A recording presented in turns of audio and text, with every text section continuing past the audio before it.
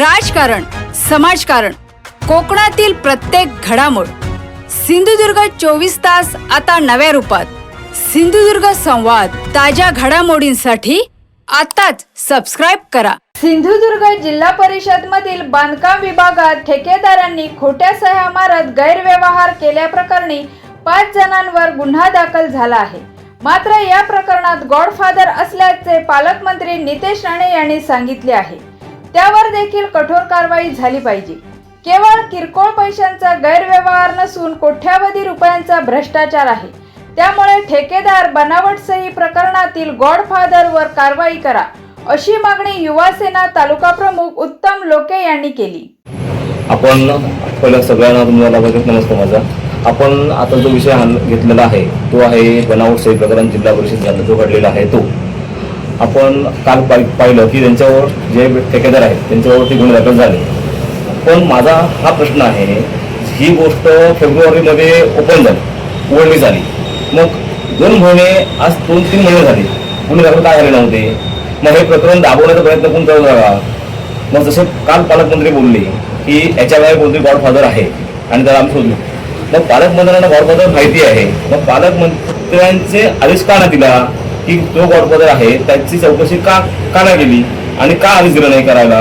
माझं सरळ म्हणणं आहे की ह्या 3 महिन्यामध्ये ज्या फाईल जास्त असणार आहे, ही 1-2 फाईल नाही आहे की 7 लाखाचा 8 लाखाचा हा जो आकडा बाहेर आला आहे, असा आकडा बाहेर नाही आहे. हा कोट्यावधीमध्ये आहे आणि हा जर 2 महिन्यामध्ये 3 महिना अजून ह्या प्रकरणावर उघडण्यास वेळ लागतो. याचा अर्थ मला असं वाटतं, मला सरळ आरोप प्रशासनावरती सीमेवरती आरोप आहे की हे प्रकरण दाबलं गेलं होतं. हे आम्ही विरोध उतरल्यानंतर, आमच्या प्रेस झाल्यानंतर कुठेतरी ह्या गोष्टीला थांबवलं पाहिजे, म्हणून हे मला तात्पुरते गुन्हे दाखल झाले असे वाटत आहे. माझं काल पालकमंत्र्यांनी बोलले की आपण नक्कीच दखल घेऊ.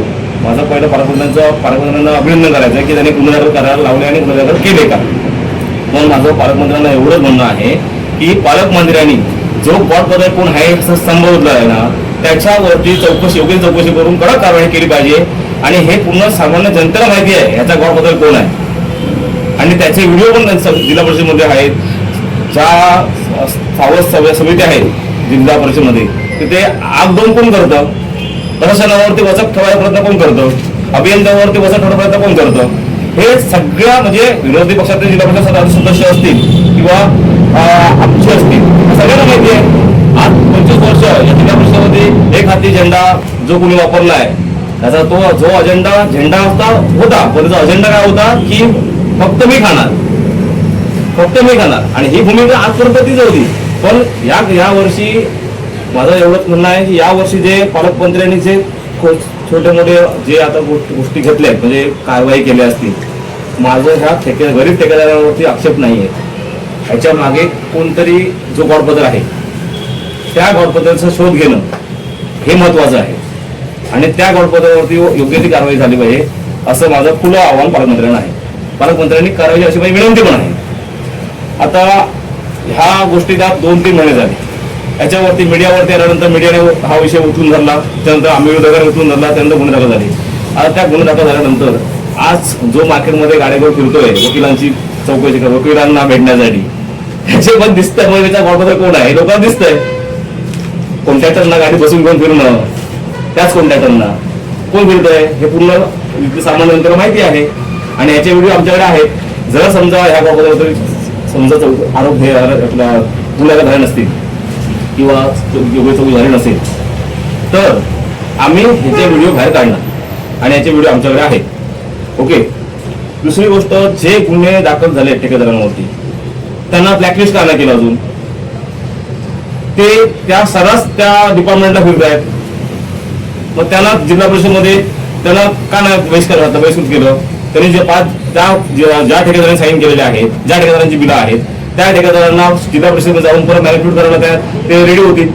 राजकीय दबाव टाकून, दबाव टाकून ते लोक त्या बिलांचे कॉप्या परत बाहेर काढतील आणि नवीन बिलं सबमिट करतील. अशा गोष्टी होऊ शकतात. माझं एवढंच म्हणणं आहे, सिस्टीम 3 महिने झाले, ती बिलं जी आहेत ती कोणती कामं झाली आहेत यांची जाहीर माहिती का दिली नाही, ती जाहीर माहिती बाहेर का ना आली. आता आपल्या ह्या मतदारसंघामध्ये असतील, कुडा मतदारसंघामध्ये असेल, आता 5 काही ठेकेदार आहेत. आता हे ठेकेदाराचा एरिया कोणता आहे, काय कोणत्या एरियात काम करतात हे सगळ्या पूर्ण जनतेला माहिती आहे, विरोधकांना माहिती आहे, त्या पालकमंत्र्यांना माहिती आहे, सीओला माहिती आहे.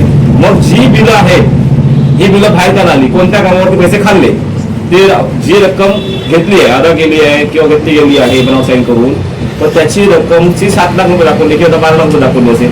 मला असं वाटतं, मला सर्व आरोप आहे प्रशासनावरती याच्यामध्ये कोट्यावधी रुपयांचा म्हणजे जो झालाय गोलबंदा तो कोट्यावधी रुपयाचा आहे. आणि जो याचा गॉडफादर आहे त्याच्यावरती कडक कारवाई, चौकशी करून कडक कारवाई अशा आमचं मत आहे. आणि जर ही कडक कारवाई झाली नाही तर याच्या पुढे शिवसेना, उद्धव बाळासाहेब ठाकरे आणि युवासेना तालुका कणकवलीवरून आम्ही 100% ह्याच्यावरती आवडवणार. आणि जे ठेकेदार आहेत त्यांची कामे पूर्ण करायला देणार नाही. आम्ही रस्त्यावर उतरून कामं अडवणार. जोपर्यंत त्यांच्यावरती योग्य कारवाई होत नाही, त्यांना ब्लॅकलिस्ट केलं जात नाही, तोपर्यंत आम्ही त्यांना कोणतंही काम करायला देणार नाही. चौकशी झाल्यानंतर त्यांना कळलं की हे ठेकेदार खरंच आरोपी आहेत, तेव्हा गुन्हा दाखल झाला.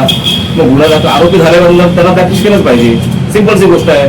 कारण जो माणूस चोर आहे त्या चोराला तुम्ही आपण बोलून दिला तो अजून चोरी करणार ना. आणि हे चोरी केल्यानंतर सामान लपवणार त्याला त्याच मिळणार त्याच्यामध्ये.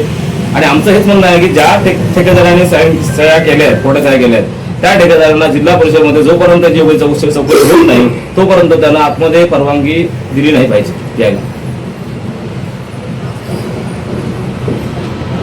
झाली पाहिजे असं आमचं मत आहे. आणि ह्या मताला जनतेच्या धक्कावर चालू आहे कालपासून. ही पालकमंत्र्यांबद्दल माहिती आहे, मग पालकमंत्र्यांनी चौकशी करायला आदेश दिले आहेत की नाही याचे पण मला कळलं पाहिजे.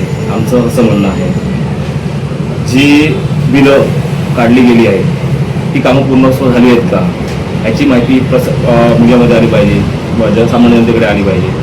आणि माझं सरळ आरोपच आहे प्रशासनावरती. 3 महिने हे प्रकरण दाखवलं गेलं होतं.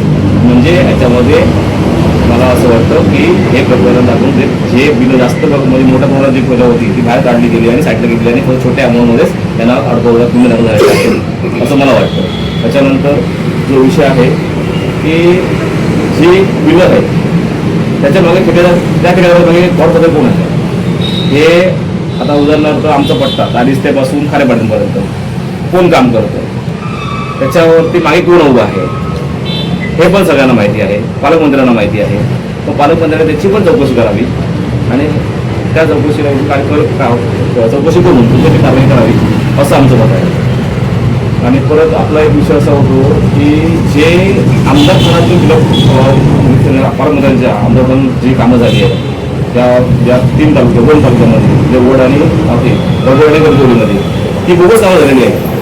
त्यांची पेमेंट झाली आहेत का आम्हाला असं म्हणजे दारिस्ते एक रस्ता आहे, मुख्य रस्ता म्हणजे 250 मीटर आहे, गेल्या वर्षी गेलेला आहे. तो रस्ता तो पूर्ण खराब झालेला आहे. तर त्याचं बिल पास कसं झालं मला असं वाटतं ते पण बिल खोटं साईन करून पास झालेलं असणार. आमचा आमचा आरोप आहे. आणि आता अशी कामं आहेत की नरडवे असेल, दिगवळे असेल, दारिस्ते असेल, सांगवे असेल, हरकुळ असेल, करंजे असेल, याच्यामध्ये ऍडव्हान्स कामं मारली गेलेली आहेत. मग हे ऍडव्हान्स कामाची चौकशी करून ही कामं कुठे मारली, तो एरिया कोण जिल्हा परिषद कोण आली ते त्यांनी त्या अभाव उतरला का नाही, ऍडव्हान्स कामं कशी मारतात हे खूप सारे प्रश्न आमचे आहेत. ह्या प्रश्नाची उत्तर प्रशासनाने दिली पाहिजे.